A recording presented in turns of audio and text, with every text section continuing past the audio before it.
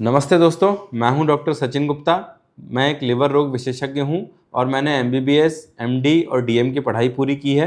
DM मैंने hepatology यानी liver रोग विज्ञान में पूरा किया है, जो कि पीजीआई चंडीगढ़ से किया है। और अभी करंटली मैं मेडिलिव लिवर हॉस्पिटल भोपाल में डायरेक्टर हूँ। और हमारे हॉस्पिटल में लिवर के और पेट के सारे मरीज़ों का बहुत अच्छे से अच्छा हम ख्याल रखते हैं, इलाज करते हैं, और जो बेस्ट पॉसिबल ट्रीटमेंट है ऑल ओवर द वर्ल्ड वो हम यहाँ प्रोवाइड करते हैं, जिससे मरीज़ों को दूसरे जगहों पे जाके, शहरों में जाके परेशान ना होना पड़े। दोस्तों, आज मैं बहुत इम्पॉर्टेंट एक टॉपिक के बारे में आपसे डिस्कस करना चाहता हूँ, जो कि हेपेटाइटिस बी है। हेपेटाइटिस बी, आप लोगों को शायद पता हो कि एक वायरस होता है, जैसे कि कोरोना वायरस होता है। कोरोना वायरस लंग्स को या गले से लेके लंग्स तक के चीज़ों को अफेक्ट करता है और लंग्स को ख़राब या फाइब्रोसिस कर सकता है। उसी तरह से हेपेटाइटिस बी का जो वायरस होता है वो लिवर में फाइब्रोसिस या लिवर में कैंसर या लिवर में सिरोसिस करता है। इसीलिए ये वायरस खतरनाक माना जाता है। पिछले कुछ सालों से इंडिया में जो भी बच्चे बॉर्न हो रहे हैं, जन्म ले रहे हैं, उन सभी को जन्म के बाद हेपेटाइटिस बी के टीके लगवा दिए जाते हैं। लेकिन आज से 15-20 साल पहले तक ऐसा नहीं होता था। जन्म के समय सारे बच्चों को हेपेटाइटिस बी के टीके नहीं लगाए जाते थे।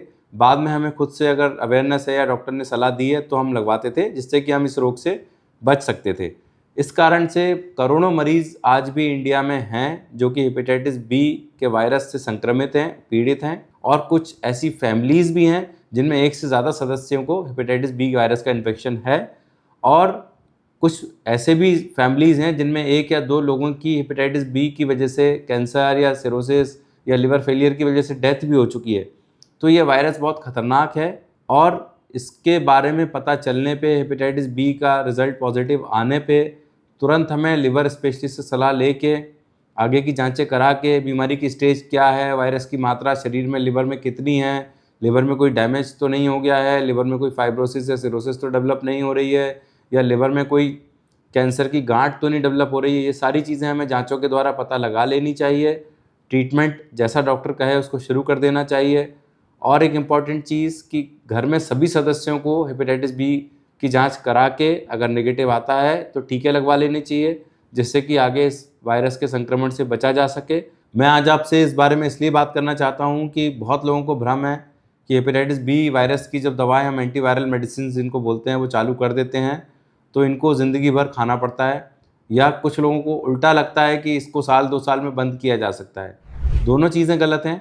ये भी नहीं कहा जा सकता कि साल 2 साल में इलाज करके हम अगर उसको बंद कर देंगे तो हमेशा के लिए वायरस हमारा शरीर से चला जाएगा या लिवर में डैमेज नहीं करेगा या लिवर की बीमारी नहीं करेगा। और जो इसका दूसरा पहलू है कि ज़िंदगी भर दवाई खानी पड़ेगी, ऐसा भी नहीं है।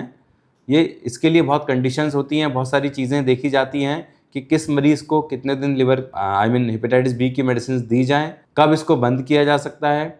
कुछ ऐसे पेशेंट्स हैं जो यंग पेशेंट्स हैं जिनमें लिवर सिरोसिस या लिवर फाइब्रोसिस डेवलप नहीं हुई है, और उनका हम 2 साल 5 साल तक हेपेटाइटिस बी की वायरस की जो एंटीवायरल मेडिसिन है उनको चलाते हैं, और वायरल डीएनए या वायरल लोड जिसको हम बोलते हैं उसको बार बार चेक करते हैं, लिवर फंक्शन टेस्ट करते हैं, सोनोग्राफी करते हैं।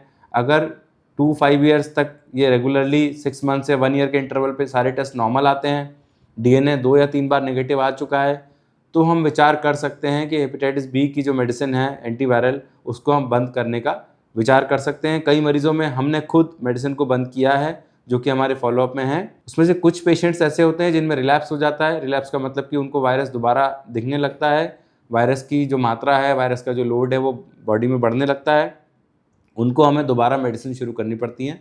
लेकिन बहुत सारे पेशेंट्स ऐसे हैं जिनको हमने 2 to 5 ईयर्स ट्रीटमेंट देने के बाद दवाएं बंद की हैं, और उनको हम रेगुलर टेस्ट करा के चेक करते रहते हैं। वायरस दोबारा नहीं आता है शरीर में, और दोबारा वायरस की मेडिसिन की ज़रूरत नहीं पड़ी है। तो दोस्तों, बस यही है कि ये जानना ज़रूरी है कि दवाई मुझे लेना है कि नहीं। दवाई को अपने आप से नहीं छोड़ना है, डॉक्टर की सलाह से ही बंद करनी है। कुछ ऐसे मरीज़ हैं जिनको दवाइयाँ ज़िंदगी भर खानी पड़ सकती हैं, बट बहुत सारे ऐसे मरीज़ हैं जिनको हम एक सर्टेन पीरियड ऑफ टाइम के बाद दवाइयाँ स्टॉप कर सकते हैं। सही सलाह, सही डॉक्टर और सही जांचों के द्वारा इस चीज़ को हम अचीव कर सकते हैं। दोस्तों, वीडियो अच्छा लगा हो तो लाइक करें, सब्सक्राइब करें, शेयर करें। Thank you so much.